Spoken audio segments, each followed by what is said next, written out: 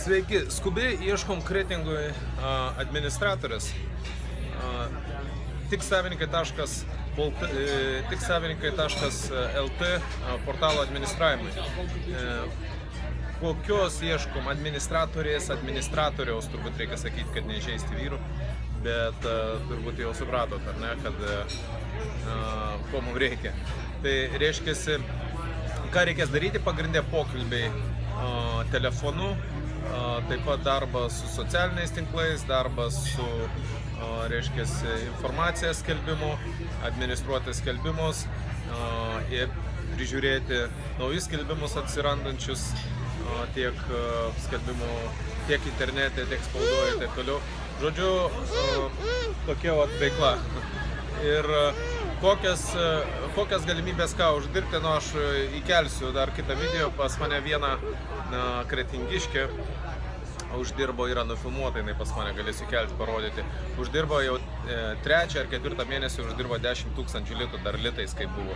Tai ką gausit, jūs gausit labai stiprius apmokymus iš manęs asmeniškai, bet reikia darbštaus, ambicingo žmogus, kuris nori atsidėti darbo valandas ir nagus lakuoti arba Facebooką sėdėti, man netinka.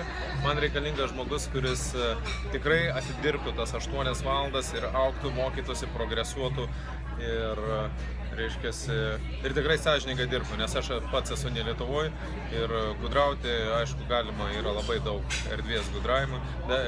Darbo laikas yra lankstus, laisvas, pasirinkti kada nori, bet vis tiek turiu tam tikras kiekis reikalų, turi būti per dieną sutvarkyta.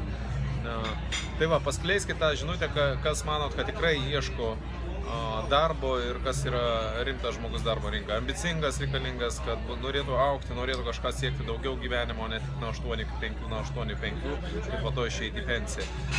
Ne, aš ieškau savo komandai žmonių, kurie nori iš gyvenimo kažko daugiau, ne tik tai minimumo pavalgymui. Tai kol kas tiek.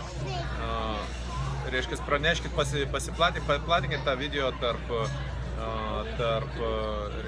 savo draugų, pažįstamų, kas manot, kad ieško darbo, tikrai ir išmoks daug, ir uždirbs daug, ir žodžiu, ir tiek. Susiekit su manimi.